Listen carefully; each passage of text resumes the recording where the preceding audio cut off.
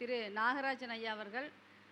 அவர் வந்து ப்ரிப்பேர் பண்ணிட்டு வரல, பேசல அப்படின்னு சொன்னாலும் கரெக்டான பாயிண்ட்டை அடிச்சு தட்டிட்டு போயிடுவார். அதனால் இப்போ வந்து வர்க்கோத்தமம் அப்படிங்கிற டாபிக் பற்றி, திக்பலம் பற்றி பேச போகிறாரு. அவரை அன்புடன் வரவேற்கிறேன்.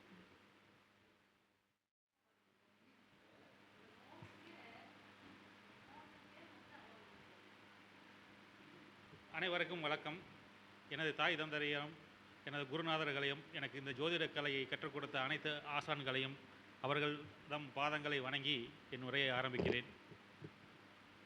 லக்ஷ்மி பிரசன்ன ஜோதிடம் திருமிகு அருள்நிதி கவிதா லக்ஷ்மி அம்மையார் அவர்களுக்கும் திரு கன்னியப்பன் சார் அவர்களுக்கும் பொறியாளர் கன்னியப்பன் சார் அவர்களுக்கும் இந்த வாய்ப்பை நல்கிய அனைவருக்கும் நன்றியை உறுத்தாக்கி கொண்டு இன்றைக்கு வந்து பார்த்திங்கன்னா நம்ம அந்த சட்பலங்கள் வரிசையில் பார்த்திங்கன்னா ஸ்தான பலம், திக் பலம், திருக் பலம், அயன பலம், சேஷ்ட பலம் இருக்குது இல்லைங்களா.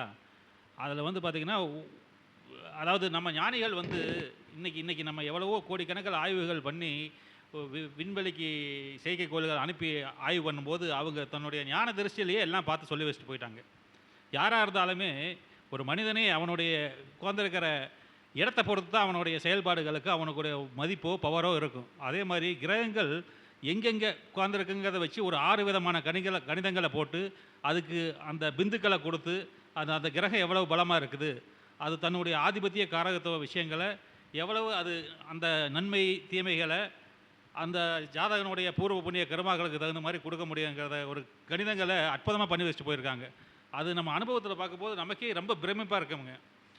அதில் வந்து பார்த்திங்கன்னா அந்த சட்கணித சட்பல கணித அடிப்படையில் வந்து பார்த்திங்கன்னா ஸ்தான பலம்ங்கிறது உச்சம், நீச்சம், நட்பு, பகை, அந்தபடி அந்த கிரகம் எந்த ஸ்தானத்தில் இருக்குதோ அதை வச்சு பலம். அதுக்கப்புறம் பார்த்திங்கன்னா இந்த திக்பலம்ங்கிறது ஒன்றும் பெரிய விஷயம் இல்லைங்க. அது திசைக்கான பலம். அதாவது என்ன சொல்கிறாங்கன்னா, ஜாதகன் ஜனிக்கும் போது லக்னமாக வருதோ, எது லக்னமாக வருதோ அந்த லக்னம் கிழக்கு தான் கிழக்கு திசை தான் லக்னமாக விழுதுங்க. அப்போ வந்து பார்த்திங்கன்னா திக்பலம்ங்கிறது திசையினோட பலம், திக்குங்கிறது திசை. அப்போ அந்த திக்பல வரிசையில் பார்த்திங்கன்னா குருவும் புதனும் கிழக்கில் பலமுங்க. கிழக்கு திசையில் குருவும் புதனும் பலம், அதாவது லக்னத்தில் குருவும் புதனும் பலம்ங்கிறாங்க. அடுத்து பார்த்திங்கன்னா கிழக்குக்கு அடுத்தபடியான திசை வந்து பார்த்திங்கன்னா தெற்கு திசையை குறிக்கிறது 4ஆம் பாவம். 4ஆம் பாவத்தில் பார்த்திங்கன்னா சந்திரனும் சுக்கிரனும் அதனுடைய தெற்கு திசையில் பலமாக இருக்கிறாங்க. அதுக்கப்புறம் பார்த்திங்கன்னா மேற்கு திசையாக வர்றது 7ஆம் பாவமாக வருதுங்க. அதுக்கு வந்து சனி பகவான் 7ஆம் திசையில் மேற்கு திசையில் பலமாக இருக்கார். அதுக்கப்புறம் பார்த்திங்கன்னா வடக்கு திசையில் வர்றது பார்த்திங்கன்னா செவ்வாயும் சூரியனும், அதாவது 10ஆம் பாவம் வடக்கு திசையாக வருங்க. சூரியனும் செவ்வாயும் 10ல் பலமாக இருக்கிறாங்க. இது நீங்கள் இந்த இந்த இந்த ஸ்தானங்களில் வந்து குருவும் புதனும் லக்னத்தில் எப்படி இருந்தாலும் சரி, ஒரு நீசமாக இருக்கிறாங்க இல்லை வக்கரமாக இருக்கிறாங்க, எப்படி இருந்தாலும் திக்பலத்தில் இருக்கிற கிரகங்கள் வந்து ஒரு நன்மையை கண்டிப்பாக செய்யுது. இதை நீங்கள் ஆய்வு பண்ணி நல்லபடியாக பார்க்கலாம். இப்போ உதாரணத்துக்கு ஒரு மிதுன லக்னமே எடுக்கலை. மிதுன லக்னத்துக்கு 7ஆம் அதிபதியாகவும் 10ஆம் அதிபதியாகவும் குரு வருவார். அதே குரு பாதகாதிபதிங்கிற ரோல் இருந்தால் கூட அது லக்னத்தில் இருக்கும்போது அது திக்பலமாக இருக்கிறதுனால அதோடைய ஆதிபத்திய காரக விஷயங்களில் ஒரு நன்மையை கண்டிப்பாக பண்ணுறாருங்க. அதே மாதிரி தான் புதன் இதே ஒரு மீன லக்னத்துக்கோ இல்லை ஒரு தனுசு லக்னத்துக்கோ புதன் லக்னத்தில் இருக்கும்போது பார்த்திங்கன்னா அது பாதகாதிபதியாக இருந்தாலும் கூட தன்னுடைய 7ஆம் ஆதிபத்திய விஷயத்திலையும் சரி 10ஆம் ஆதிபத்திய விஷயத்திலும் சரி அது ஒரு சிறப்பான பலன்களை கண்டிப்பாக ஒரு பங்கு பண்ணிட்டு தான் போகிறாங்க.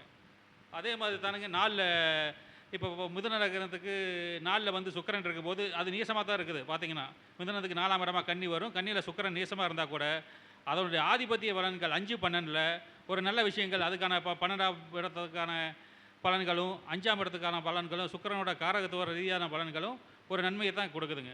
அதே மாதிரி 4 வந்து சுக்கிரனும் சந்திரனும், 4 சந்திரன் இருக்க பிறந்தவங்கெல்லாம் பார்த்திங்கன்னா நல்ல வீடு, வண்டி, வாகனம், இந்த விஷயத்தில் தாய்ப்பாசம், ஒரு அன்பு, தாயன்பு, நேசம், இதெல்லாம் நல்லா இருக்குதுங்க. இதெல்லாம் நம்ம பல ஜாதகங்கள் ஆய்வு பண்ணி அதனுடைய முடிவுகளை தான் நான் இங்கே ஒரு தொகுப்பாக கொடுத்துட்ருக்குறவங்க. அடுத்து பார்த்திங்கன்னா 7ல் வந்து சனி பகவான் இருந்தாலும் அது திருமண வாழ்க்கையில் கொஞ்சம் எதிர்பாளரோட இல்லை சமுதாயத்தில் கொஞ்சம் சங்கடங்களை கொடுத்தாலும் 7ல் இருக்கிற சனி பகவான் ஒரு சமூக அங்கீகாரத்தையும் சமூக மதிப்பையும் அதுக்கு திக்பலத்தில் இருக்கிறனால ஒரு சிறந்த ஒரு அங்கீகாரத்தையும் கண்டிப்பாக கொடுக்குதுங்க. அதே மாதிரி 10ஆம் பாவத்தில் பார்த்தீங்கன்னா சூரியன். இப்போ மகர லக்னத்துக்கு பார்த்தீங்கன்னா 10ல் சூரியன் நீசமாக தான் இருப்பாருங்க. அவர் அஷ்டமாதியை வந்து 10ல் நீசமாக இருப்பார். நீசமாக இருந்தாலும் கூட 10ல் இருக்கிற சூரியன் ஒரு அரசாங்க ரீதியாவோ இல்லை தொழில் ரீதியாவோ ஒரு நல்ல மதிப்பை கொடுக்குதுங்க. அதே மாதிரி 10ல் இருக்கிற செவ்வாய், 10ல் செவ்வாய் இருக்கிறவங்கெல்லாம் பார்த்தீங்கன்னா ஒரு ஒரு மத்திய அரசாங்கத்திலேயோ இல்லை ஒரு கவர்மெண்ட் ஜாப்லையோ இல்லை சிறந்த பொறியாளர்களோ இருக்கிறாங்க. அதனால் பார்த்தீங்கன்னா இந்த திக்பலம் பெற கிரகங்கள் தன்னுடைய ஆதிபத்திய காரக விஷயங்களில் ஒரு நன்மையை கண்டிப்பாக கொடுக்குதுங்க. இது நம்ம பார்த்த வரைக்கும் இது ஒரு சிறப்பான விஷயங்களில் திக்பலம் பெற்ற கிரகங்கள் நன்மை செல்லுதுங்க. அதனால் நீங்கள் திக்பலம் உங்கள் ஜாதகத்தில் ஆய்வு பண்ணுங்கள். உங்களுக்கு ஏதாவது மாறுபட்ட கருத்துக்கள் இருந்தால் கூட என்னை தொடர்பு கொண்டு இது மாதிரி திக்பலம் பெற்ற கிரகங்கள் இருக்குதுங்க, ஆனால் நீங்கள் சொன்ன மாதிரி இல்லைன்னா கூட சொல்லுங்கள். அது ஏன்னு நம்ம பார்க்கலாம். ஏன்னா நான் பார்த்த வரைக்கும் திக்பலங்கள் ஒரு நன்மையை கண்டிப்பாக செய்யாமல் போகிறது இல்லைங்க. ரெண்டாவது பார்த்தீங்கன்னா இந்த குழந்தை பிறப்புகளில் வந்து இரு ஜாதக கூட்டு விளைவுன்னு ஒரு ஜாதகமும் இன்னொருத்தரும் சேரும்போது பார்த்தீங்கன்னா ஒன்று கொஞ்சம் தாக்கங்கள்னால் அதுக்கான தாக்கங்கள் இருக்கத்தானுங்க செய்யுது. இப்போ உதாரணத்துக்கு 5ஆம் பாகத்தில் ஒரு ஜாதகத்தில் வந்து சனி இருக்குதுன்னு வச்சுக்கலேன். அதே இடத்துல 12 ராசியில் எந்த இடத்துல சனி இருக்குதோ அது திருமணம் பண்ணும்போது கணவனுக்கோ மனைவிக்கோ அதே பாவத்தில் சனி இருந்துன்னு வச்சுக்கலேன், அது கண்டிப்பாக அது ஒரு பிரச்சனையை வருதுங்க. அதே மாதிரி குரு மேலே ராகுவோ கேதுவோ சனியோ இருக்கும்போது குழந்தை காரகங்களில் ஒரு பாதிப்பு கொடுக்குதுங்க. அதனால் இந்த மாதிரி 2 ஜாதகங்கள் இணைக்கும் போது நம்ம வந்து பார்த்திங்கன்னா ஒரு ஜாதகத்தில் இருக்கிற பாவக்கிரகம் மேலே அதே மாதிரியான பாவக்கிரகங்கள் அவங்களுக்கு சூப்பர் இம்போஸ் ஆகாமல் பார்க்குறது ரொம்ப ஒரு முக்கியமான விஷயங்க.